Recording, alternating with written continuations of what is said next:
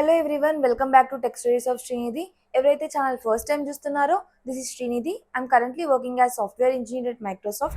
నేను నా ఛానల్లో టెక్ కాన్సెప్ట్స్ ఈజీగా ఎక్స్ప్లెయిన్ చేయడానికి ట్రై చేస్తుంటా. Today's video is about DSA road map for beginners. Face wise ఎలా ప్రిపేర్ అవ్వాలి చెప్తా, అట్లానే మన ప్రిపరేషన్ లో ఏఐ టూల్స్ ఎట్లా యూజ్ చేయొచ్చు కూడా డిస్కస్ చేద్దాం. డిఎస్ఏ స్టార్ట్ చేసే ముందు first set your mind set, especially students. DSA versus development ఈ ఆర్గ్యుమెంట్స్ లో పడకండి. డెవలప్మెంట్ ప్రాజెక్ట్స్ చేసుకోవడానికి, ఇంటర్న్షిప్స్ తెచ్చుకోవడానికి ఎంత ఇంపార్టెంటో, డిఎస్ఏ కూడా మీ logical thinking, problem solving skills improve చేసుకోవడానికి అంతే important. DSA is like problem solving gym for your brain. And DSA చేస్తున్నప్పుడు గోల్ ఓన్లీ ఇంటర్వ్యూస్ క్రాక్ చేయడం కోసమే డిఎస్ఏ అన్నట్టు ఉండొద్దు. It's about improving your thinking process. మీరు ఫాస్ట్ గా థింక్ చేయడం స్టార్ట్ చేస్తారు. మీరు నెంబర్ ఆఫ్ ప్రాబ్లమ్స్ సాల్వ్ చేసినాక, అన్ని ప్యాటర్న్స్ మాస్టర్ చేసినాక, మీరు ఒక ప్రాబ్లం చూసినప్పుడు ఏ ప్యాటర్న్ అప్లై చేస్తే నేను ఎఫిషియెంట్ గా ఈ ప్రాబ్లమ్ ని సాల్వ్ చేయగలను, ఆ థింకింగ్ అనేది మీకు ఫాస్ట్ అవ్వాలి. That should be your ultimate goal. ChatGPT లాంటి ఏఐ టూల్స్ ని హెల్పర్స్ లాగానే వాడండి, బట్ నీ కోడ్ అడిగి వెళ్ళి కాపీ పేస్ట్ చేయకండి. నేను DSI is like A gym అన్నా కదా, ఈ చాట్‌జిపిటి లాంటి ఏఐ టూల్స్ ని ట్రైనర్స్ లాగా వాడండి. వాళ్ళు జస్ట్ గైడ్ చేస్తారు, అల్టిమేట్ గా మీ వెయిట్స్ మీరే లిఫ్ట్ చేయాలి. డిఎస్ఐ స్టార్ట్ చేసే ముందు ఫస్ట్ 2 to 3 వీక్స్ ఏదైనా ఒక లాంగ్వేజ్ పిక్ చేసుకొని, ప్రోగ్రామింగ్ లాంగ్వేజ్, దాంట్లో కంఫర్టబుల్ అవ్వండి. ఇప్పుడు మళ్ళీ ఏ ప్రోగ్రామింగ్ లాంగ్వేజ్ పిక్ చేసుకోవాలి, ఈ డిస్కషన్స్ లో టైం వేస్ట్ చేయకండి. ఎవరో జావా నేర్చుకోమన్నారు, ఎవరో పైథాన్ నేర్చుకోమన్నారు. దో మీకు అవి సింటాక్సెస్ టఫ్ అనిపిస్తున్నా దాంతో కుస్తీ పడకండి. మీకు ఏది ఈజీ అనిపిస్తుందో ఆ లాంగ్వేజ్ పిక్ చేసుకోండి. 2025 లో మీరు వెరీ మచ్ బిగినర్ అవుతే, ఇంకా స్టార్ట్ చేయకపోతే నేను పైథాన్ నేర్చుకోమని రికమెండ్ చేస్తా. బికాస్ మల్టిపుల్ డొమైన్స్ లోకి వెళ్ళొచ్చు and it's very beginner friendly and easy to learn. నేను ఎందుకు ఏ లాంగ్వేజ్ నేర్చుకున్నా ఫరక్ పడదు అంటున్నానంటే, ఇప్పుడు ఏఐ టూల్సే కోడ్ చేస్తున్నాయి అండ్ ఇప్పుడు అన్ని కంపెనీస్ ఏఐ టూల్స్ ని ఇంటిగ్రేట్ చేసి వాళ్ళ డెవలపర్స్ కి యాక్సెస్ ప్రొవైడ్ చేస్తున్నాయి. అండ్ వాళ్ళు చెప్తున్నారు, కంపెనీస్ చెప్తున్నారు, ఏఐ టూల్స్ వాడండి, పని ఫాస్ట్ గా ఫినిష్ చేయండి అని చెప్పి. అందుకే మీకు ఏ ప్రోగ్రామింగ్ లాంగ్వేజ్ ఈజీ అనిపిస్తే ఆ ప్రోగ్రామింగ్ లాంగ్వేజ్ చూస్ చేసుకోండి. ఇంటర్వ్యూలో కూడా మీ ఫోకస్ అంతా లాజిక్ మీద ఉండాలి, ఆ ప్రాబ్లమ్ సాల్వింగ్ లాజిక్ మీద, ఆ ప్రాబ్లమ్ ని ఎట్లా ఎఫిషియెంట్ గా సాల్వ్ చేయొచ్చు, మీ ఫోకస్ అంతా దీంట్లో ఉండాలి. అక్కడ మీరు ప్రోగ్రామింగ్ లాంగ్వేజ్ సింటాక్స్ గుర్తు చేసుకోవడానికి కష్టపడితే ఇంక ఇంటర్వ్యూ క్లియర్ చేసినట్టే. So that's why choose programming language which is easy for you. అంతే. Learn basics of that programming language. Data types, loops, functions, strings, arrays, recursion basics, OOPs basics, classes అంటే ఏంటి, objects అంటే ఏంటి, 4 features of OOPs, ఇట్లా basics finish చేసుకోండి ఆ programming language లో. Then understand time and space complexities. ఈ time and space complexities నేర్చుకుంటున్నప్పుడు ఓ ప్రొఫెసర్ లెవెల్లో నేర్చుకోవాల్సిన అవసరం లేదు. జస్ట్ మీరు రాసిన కోడ్ కి మీరు time and space complexities calculate చేసుకోగలగాలి. అండ్ ఒక అప్రోచ్ కి ఇంకో అప్రోచ్ కి ఏది ఎఫిషియెంట్ అప్రోచ్ అనేది మీరు ఐడెంటిఫై చేయగలగాలి based on time and space complexities. Time and space complexities or recursion నేర్చుకుంటున్నప్పుడు బిగినర్స్ కి అంత ఈజీగా అర్థం అవ్వకపోవచ్చు. ఇక్కడ ఏ టూల్స్ వాడండి, చాట్‌జిపిటి, పర్ప్లెక్సిటీ ఆర్ క్లాడ్ లాంటివి వాడి నాకు big O of log and real world examples తో ఎక్స్ప్లెయిన్ చేయు, ఆర్ రికర్షన్ నాకు విజువల్ గా ఎక్స్ప్లెయిన్ చేయు, explain me recursion like you are explaining to 5 years old. ఇట్లా మీరు చాట్‌జిపిటి యూజ్ చేసి మీకు కాంప్లెక్స్ అనిపించిన టాపిక్స్ ని సింపుల్ గా అర్థం చేసుకోవడానికి ట్రై చేయండి. ఇట్లా ఒక ప్రోగ్రామింగ్ లాంగ్వేజ్ బేసిక్స్ నేర్చుకున్నాక స్టార్ట్ విత్ డిఎస్ఏ. ఫేజ్ 1 లో learn easy data structures. First 2 weeks arrays చేసుకోండి, ఎందుకంటే మీరు అప్పుడే స్టార్ట్ చేస్తారు కాబట్టి మీరు కోడింగ్ కొంచెం హ్యాండీ అవ్వడానికి టైం పడుతుంది. అరేస్ లో ఫస్ట్ బేసిక్స్ నేర్చుకోండి. అసలు అరే అంటే ఏంటి, మెమరీలో అరే ఎట్లా స్టోర్ అవుతుంది, అరేలో మనం ఎలిమెంట్స్ ని ఎట్లా యాక్సెస్ చేయొచ్చు, index based accessing. Then learn basic operations on array, insert, delete, traverse, search and update. ఈ బేసిక్ ఆపరేషన్స్ నేర్చుకున్నాక ఇప్పుడు చాట్‌జిపిటి లాంటి ఏఐ టూల్స్ ని, నాకు ఇప్పుడు అరే అంటే ఏంటో తెలుసు అండ్ నేను ఇట్లా బేసిక్ ఆపరేషన్స్ కూడా నేర్చుకున్నా, నాకు కొన్ని బేసిక్ క్వశ్చన్స్ ఇవ్వు so that I can practice problems on arrays అని అడుగు. అట్లా ఒక బేసిక్ క్వశ్చన్స్ ఒక 10 to 15 చేసుకోండి. Basic questions, not even easy, like find the largest and smallest element in the array, rotate the array by 1 step, find if array is sorted or not. ఇట్లా basic questions చేసుకోండి. First ఒక 15 questions చేసుకున్నాక మీకు కొంచెం coding handy అవుతుంది. Then move to easy to medium problems. Prefix sum, 2 pointers, sliding window లాంటి easy to medium questions కూడా ఒక 20 చేసుకోండి. దీని తర్వాత మీకు అరేస్ మీద ఒక ఐడియా వస్తుంది. ఒకటి ఏంటంటే, మీరు రాస్తున్న ప్రతి కోడ్ కి టైమ్ అండ్ స్పేస్ కాంప్లెక్సిటీస్ ఖచ్చితంగా క్యాలిక్యులేట్ చేసుకోండి. వీక్ 3 స్ట్రింగ్ స్టార్ట్ చేసుకోండి. Same, start with basics. అసలు స్ట్రింగ్ అంటే ఏంటి, మెమరీలో స్ట్రింగ్స్ ఎట్లా స్టోర్ అవుతాయి, బేసిక్ ఆపరేషన్స్ ఆన్ స్ట్రింగ్స్ నేర్చుకోండి, లైక్ కన్కాటినేషన్, కంపారిజన్, ట్రావర్సింగ్. ఇట్లా బేసిక్ ఆపరేషన్స్ నేర్చుకున్నాక do basic questions on strings, like reversing a string, identify if string is a palindrome or not. ఇట్లా బేసిక్ క్వశ్చన్స్ చేసుకొని then move to easy to medium questions. ఇట్లా మీరు basic and easy to medium కలిపి minimum 20 questions ఖచ్చితంగా చేసుకోండి. Week 4 start with recursion. మళ్ళీ basics. Recursion అంటే ఏంటి, ఫంక్షన్ కాలింగ్ ఇట్ సెల్ఫ్ అంటే ఏంటి, దాన్ని ఎట్లా ఇంప్లిమెంట్ చేయాలి, బేస్ కేస్ ఏంటి, రికర్సివ్ కేస్ ఏంటి, రికర్సివ్ ట్రీ విజువలైజేషన్. మీకు రికర్షన్ అర్థం కాకపోతే చాట్‌జిపిటిని అడగండి క్లియర్గా, నాకు విజువల్గా రికర్షన్ క్లియర్గా ఎక్స్ప్లెయిన్ చేయు, లైక్ ఐఎమ్ 5 years old. అట్లా క్లారిటీ తెచ్చుకోండి కంప్లీట్గా రికర్షన్ మీద ప్రాబ్లమ్ సాల్వ్ చేసే ముందు. ఆఫ్టర్ ఆ రికర్షన్ కాన్సెప్ట్ క్లారిటీ తెచ్చుకున్నాక then do basic questions on recursion, move to easy to medium questions. ఇట్లా రికర్షన్ లో ఒక 15 క్వశ్చన్స్ ఖచ్చితంగా చేసుకోండి. ఫేజ్ 1 అయిపోయేసరికి మీకు అరే, స్ట్రింగ్స్ అండ్ రికర్షన్ మీద మంచి ఐడియా వచ్చి ఉంటుంది. మీరు మినిమం 55+ క్వశ్చన్స్ సాల్వ్ చేసి ఉంటారు. కోడింగ్ అంటే ఏంటి, డిఎస్ఏ అంటే ఏంటి అదంతా తెలిసి ఉంటుంది. మీరు ఆ బిగినర్ లెవెల్ క్రాస్ చేస్తారు అండ్ మీకు కూడా కాన్ఫిడెన్స్ కొంచెం బిల్డ్ అవ్వడం స్టార్ట్ అవుతుంది. ఓకే, నాకు డిఎస్ఏ తెలుసు అండ్ డిఎస్ఏలో నేను అరేస్ క్వశ్చన్ సాల్వ్ చేయగలను, స్ట్రింగ్స్ క్వశ్చన్ సాల్వ్ చేయగలను, రికర్షన్ తెలుసు బేసిక్స్ అయినా, ఈ కాన్ఫిడెన్స్ బిల్డ్ అవుతుంది. Phase 2 learn core data structures.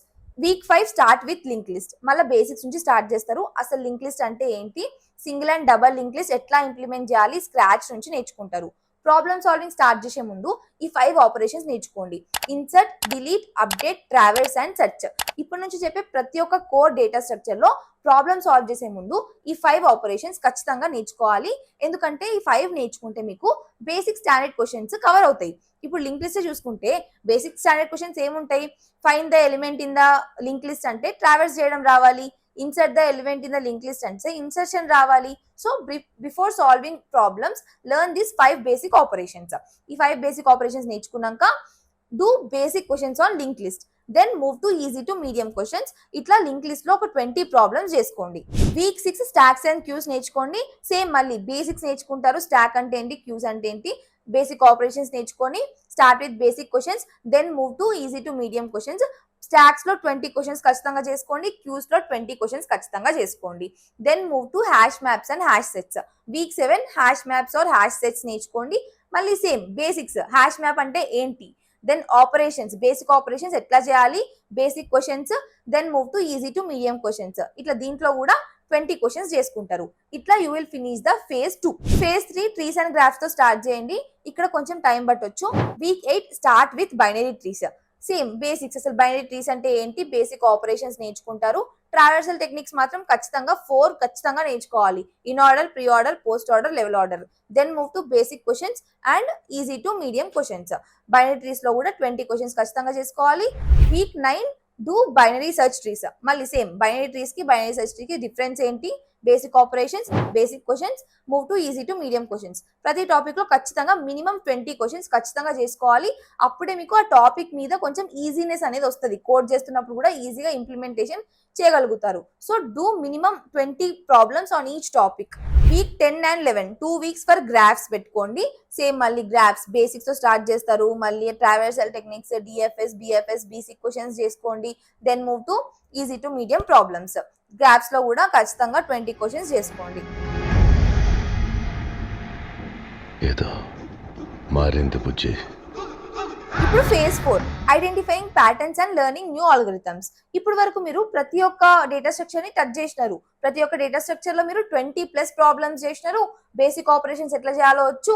And at least ఈ ఫేజ్ కి వచ్చేసరికి ప్రతి ఒక్క డేటా స్ట్రక్చర్ లో ఈజీ క్వశ్చన్స్ అన్న సాల్వ్ చేసుకునేలాగా ఉంటారు. డేటా స్ట్రక్చర్స్ అన్ని లిస్ట్ చేసుకొని each data structure wise ChatGPT open చేసి give me all DSA problem patterns in arrays అని ఇవ్వండి. అది క్లియర్ గా అన్ని ప్రాబ్లమ్ ప్యాటర్న్స్ లిస్ట్ చేస్తుంది. ఇప్పుడు మీరు వెళ్ళి ట్రాక్ చేసుకోండి, ఆ ఈచ్ ప్రాబ్లమ్ ప్యాటర్న్స్ లో మీరు క్వశ్చన్ సాల్వ్ చేసినారా లేదా. ఒకవేళ సాల్వ్ చేయకపోతే వెళ్ళి ఆ ప్రాబ్లమ్ ప్యాటర్న్ లో మళ్ళీ బేసిక్ క్వశ్చన్స్ తో స్టార్ట్ చేసి ఈజీ టు మీడియం వరకు కవర్ చేసుకోండి.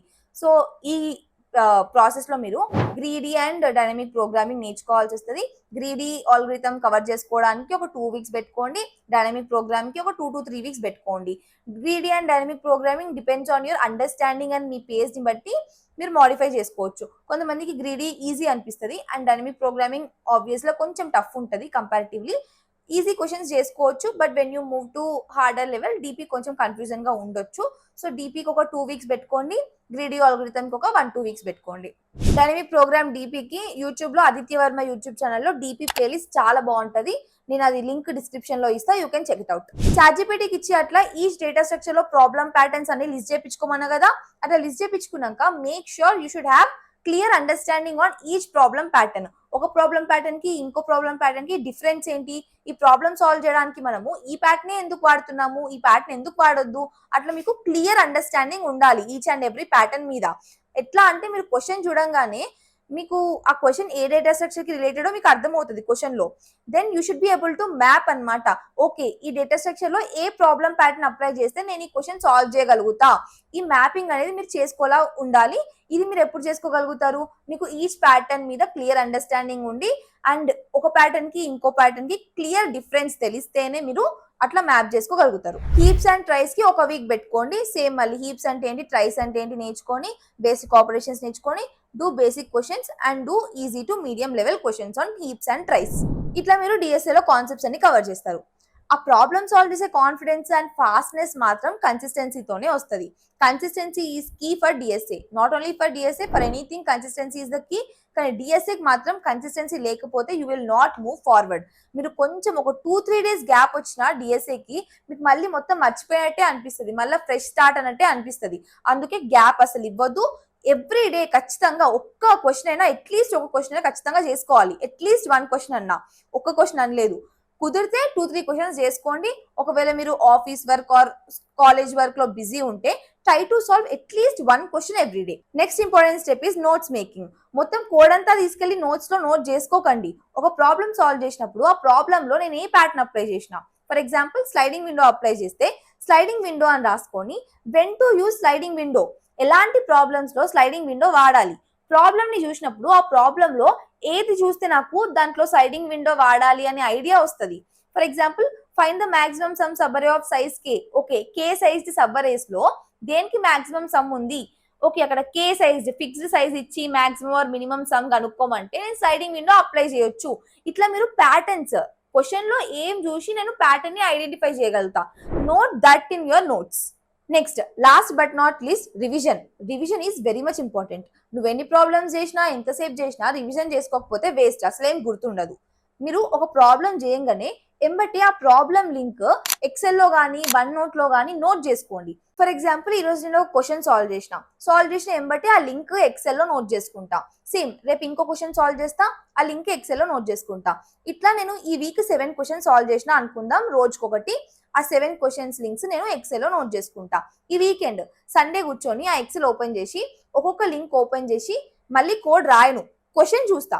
క్వశ్చన్ చూడంగానే నాకు దాన్ని ఎట్లా సాల్వ్ చేయాలి అనే లాజిక్ స్ట్రైక్ అవ్వాలి, ఆర్ ఏ ప్రాబ్లం ప్యాటర్న్ అప్లై చేయొచ్చు అనే ఐడియా స్ట్రైక్ అవ్వాలి. నెక్స్ట్ స్ట్రైక్ అవ్వట్లేదు అంటే నాకు ఆ కాన్సెప్ట్ క్లియర్ గా లేదు అన్నట్టు. సో ఇట్లా నేను ఈ వీక్ చేసినవన్నీ ఈ సండే రివైజ్ చేస్తా, నెక్స్ట్ వీక్ చేసినవన్నీ నెక్స్ట్ సెకండ్ సండే రివైజ్ చేస్తా. ఈ సెకండ్ వీకెండ్ సండే రివైజ్ చేసేటప్పుడు ఫస్ట్ వీక్ లో రివైజ్ చేస్తా, సెకండ్ వీక్ లో కూడా రివైజ్ చేస్తా. నెక్స్ట్ థర్డ్ వీక్, ఆ third weekend Sunday first week ని స్కిప్ చేస్తా, సెకండ్ అండ్ థర్డ్ వీక్ చేసినవి థర్డ్ సండే రివైజ్ చేస్తా. ఇట్లా నేను స్లైడింగ్ విండో కాన్సెప్ట్ లో రివిజన్ చేస్తా. ఇట్లా నేను చేయడం వల్ల ఈచ్ వీక్ సాల్వ్ చేసిన క్వశ్చన్స్ 2 వీకెండ్స్ వరకు నేను రివైజ్ చేస్తా. ఒక వీక్ లో సాల్వ్ చేసిన క్వశ్చన్ నీకు 2 వీక్స్ వరకు ఆ లాజిక్ అండ్ నువ్వు ప్యాటర్న్ ఐడెంటిఫై చేయగలుగుతున్నావు అంటే ఆ కాన్సెప్ట్ నీకు క్లియర్ ఉందని అర్థం. గుర్తు లేకపోతే ఆబ్వియస్ గా ఆ కాన్సెప్ట్ నీకు క్లియర్ లేదు అని అర్థం. You should go and revisit that concept. Most of the cases లో ఎందుకు గుర్తుండదంటే మీరు ఆ సొల్యూషన్ చూసి చేస్తే ఆర్ ఏదైనా వీడియోలో చూసి కాపీ చేస్తే మీకు కాన్సెప్ట్ ఎక్కువ రోజులు గుర్తుండదు. Try to solve on your own. ఇప్పుడు మీకు అర్థం కాకపోయినా ఏదైనా డౌట్ వచ్చినా చాట్‌జిపిటి లాంటి ఏ టూల్స్ ఉన్నాయి, మీరు కోడ్ రాశారు తప్పు ఆన్సర్ వచ్చింది, ఆ కోడ్ తీసుకెళ్లి చాట్‌జిపిటికి ఇచ్చి నేను ఇట్లా రాసిన కోడ్ కానీ తప్పు ఆన్సర్ వస్తుంది, ఎందుకు, నేను ఏం తప్పు చేస్తున్నా అని అడగండి.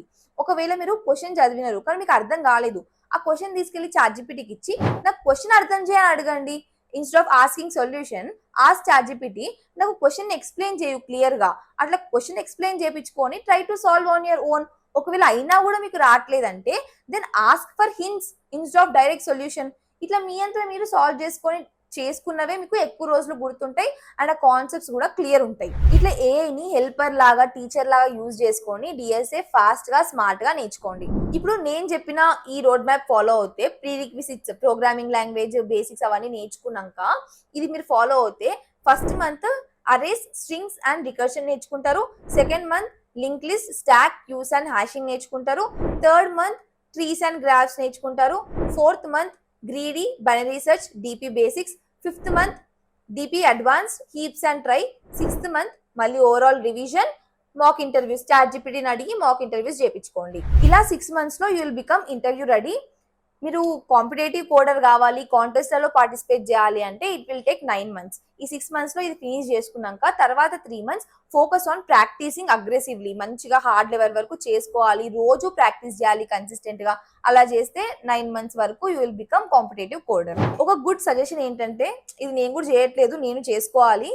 కాకపోతే గుడ్ థింగ్ ఏంటంటే జాబ్ లో జాయిన్ అయినాక కూడా it's good to do DSA on daily basis. రోజుకో క్వశ్చన్ అయినా సాల్వ్ చేసుకుంటే బెటర్. డిఎస్ఏ చేసుకోవడం వల్ల అడ్వాంటేజే కానీ డిసడ్వాంటేజ్ ఏం లేదు. Your problem solving skills, your logical thinking will increase. నేను ట్రై చేస్తున్నా, హోప్ నేను కూడా చేస్తా ఇప్పటి నుంచి రోజుకో క్వశ్చన్ అయినా. మీరు కూడా చేసుకుంటే బెటర్ రోజుకో question. Make DSA as a habit. Yeah, that's it for this video. Video help అయింది అనిపిస్తే లైక్ చేయండి. Thank you so much for watching.